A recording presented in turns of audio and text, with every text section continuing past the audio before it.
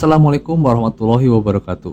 Dalam sebuah wawancara, seorang wanita penyihir asal Rusia ini memberi kesaksian bahwasanya ketika dia mendapati target seorang muslim untuk disihir, dia merasa kesulitan untuk menembusnya. Dia mengatakan kalau orang muslim itu seperti ada dinding pelindung yang melindungi tubuh orang muslim tersebut. Hal tersebut didapatinya kepada orang Islam saja dan sangat berbeda dengan orang-orang di luar agama Islam. Вообще, в принципе, алкоголь, он понижает вибрации мгновенно. Вот, и так проще работать, и проще подсадить сущности, проще завладеть его разумом. Угу. Получается, что на человека сложнее воздействует, если он держит мысли в чистоте? Да, абсолютно. Сталкиваясь с различными религиями, очень сложно воздействовать на мусульман. Они находятся в постоянной подключке с эгрегором. У них каждый день намаз, они каждый день читают молитвы. Они постоянно находятся под таким, знаете, как некий купол. Воздействовать на них очень трудно.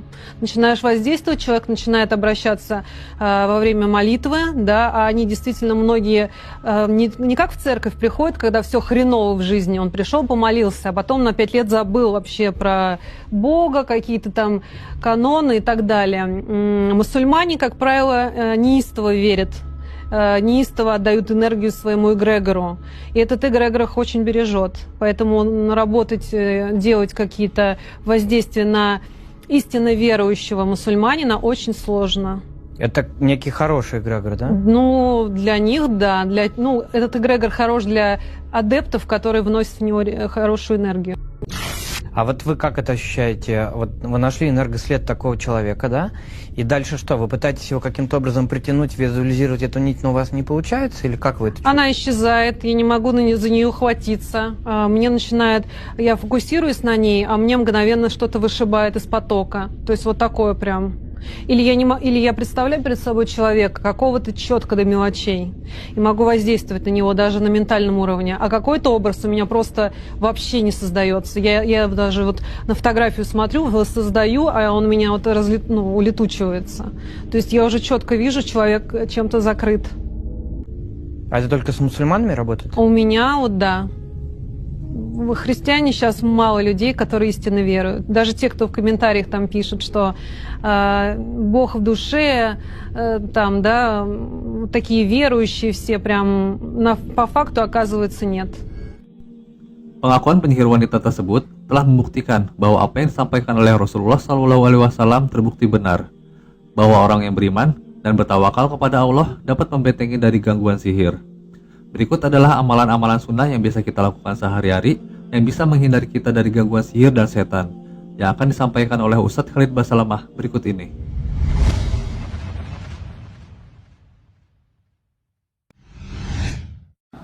Sebelum kena sihir, supaya antum tidak kena sihir, ada poin-poinnya. Yang pertama adalah tawakal kepada Allah Subhanahu wa taala. Selalu ikhtiar, serahkan urusan. Ikhtiar, serahkan urusan. Ada perintah Allah, subuh, gelap, tawakal Allah. Jalan, ikhtiar, tawakal Allah. Tidak akan pernah bisa dia mengganggunya. Pegang baik-baik firman Allah surah At-Talaq ayat 3. Wa may yatawakkal 'ala Allahi fahuwa hasbuh. Siapa yang bertawakal kepada Allah, Allah akan jadi pencukup baginya. Innallaha balighu amrih, qad ja'ala Allah likulli syai'in qadra. Sesungguhnya Allah akan melaksanakan urusan yang dikehendakinya. Allah akan lindungi dia. Sesungguhnya Allah telah mengadakan ketentuan bagi tiap-tiap segala sesuatu. Juga dalam firman Allah Subhanahu wa taala yang menjelaskan syaitan tidak akan mampu mengganggu orang yang bertawakal. Surah An-Nahl ayat 99 sampai ayat 100. A'udzu billahi minasyaitonir rajim.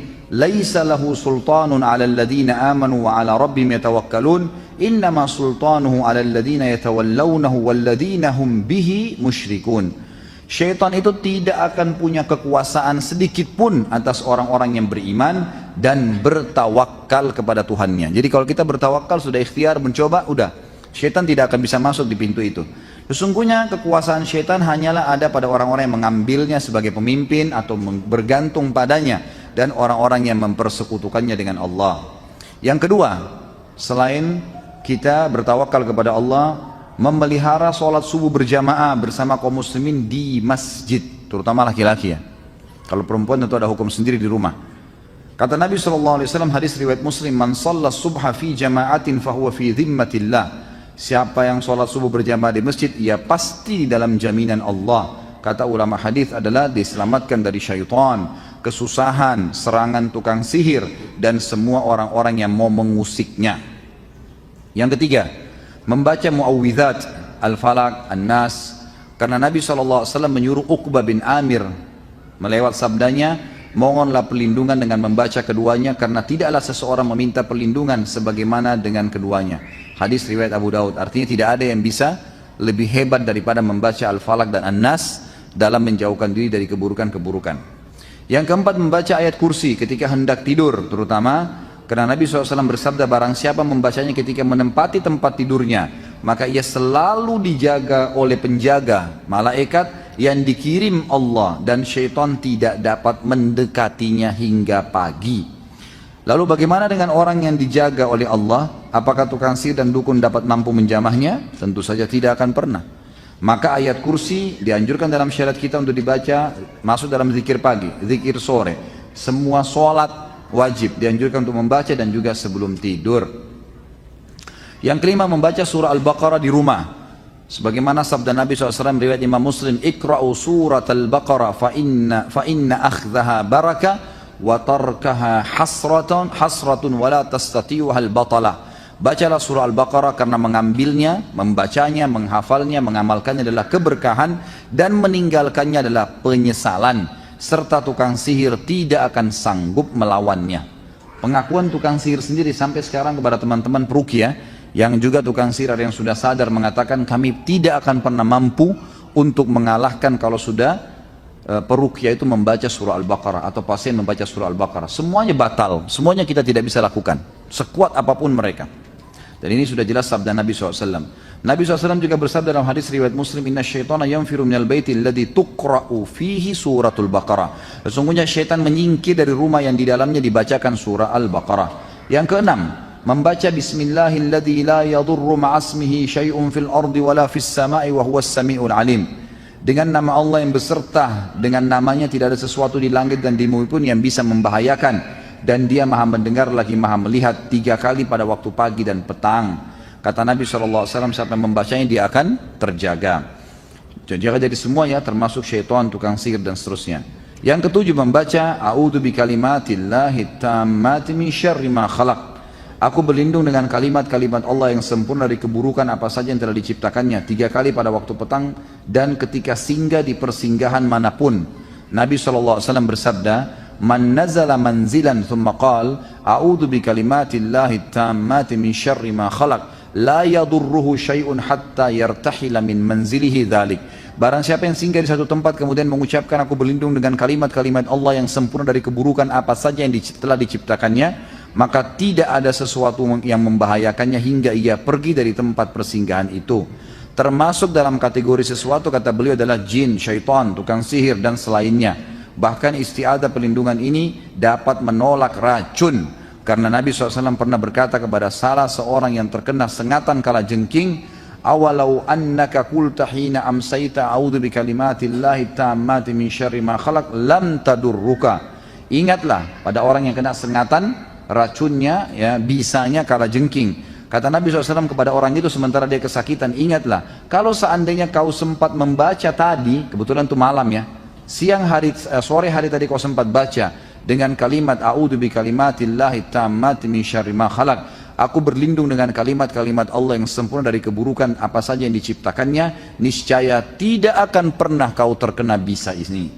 Yang kedelapan, mengucapkan la ilaha illallah wahdahu la syarikalah lahul mulku wa lahul hamdu wa huwa ala kulli syai'in qadir, tidak ada yuhyi wa yumitnya, dibaca 100 kali ya.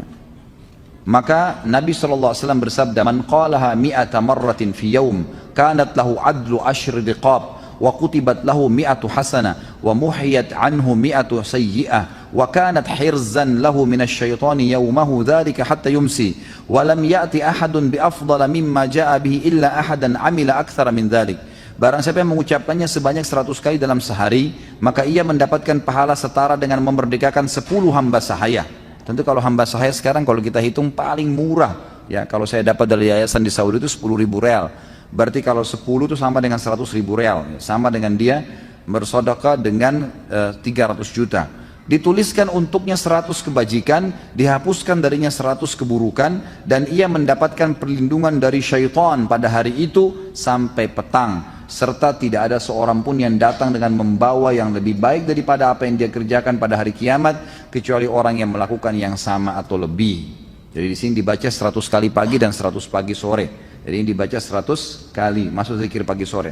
Yang kesembilan, pada saat mau masuk WC, a'azzakumullah, semoga Allah muliakan anda semua, dia membaca a'udzubillahi minal khubuthi wal khaba'is wal rijsa wal najs. Riwayat lain mengatakan a'udzubillahi minal khabuthi wal khaba'isi wal rijzi wal najsi. Aku berlindung kepada Allah dari setan laki-laki dan setan perempuan, kotoran dan juga najis. Riwayat Hakim dalam kitab Mustadrak, dan riwayat lain mengatakan aku menjauhkan diri dari semua keburukan, ya, baik itu keburukan yang kelihatan atau tidak, dan seluruh najis. Kemudian yang ke-10, berdoa ketika keluar dari rumah, sebagaimana sabda Nabi SAW, siapa yang keluar dari rumah sambil membaca dalam hadis Hasan riwayat Tirmidzi, Bismillahi tawakkaltu ala Allahi la hawla wa la quwwata illa billah. Aku dengan menyebut nama Allah, aku bertawakal kepada Allah dan tidak ada kekuatan dan daya kecuali milik Allah. Maka setiap syaitan yang datang melihatnya berkata kepada teman-temannya, orang ini tidak bisa kita ganggu karena dia telah dicukupi dan dipelihara oleh Allah. Yang ke-11, sarapan dengan 7 butir kurma ajwah, terutama dari Madinah. Dan kalau tidak ada maka boleh memakan kurma apa saja, sebagaimana ditambahkan untuk dijelaskan oleh Syekh bin Baz rahimahullah. Sebagaimana sabda Nabi SAW dalam hadis Bukhari, man tasabbaha sab'a samaratin min ajwatil Madinah lam yadurrahu sihrun wala sam. Barang siapa yang makan 7 butir kurma ajwah Madinah, maka sihir dan racun tidak akan membahayakannya.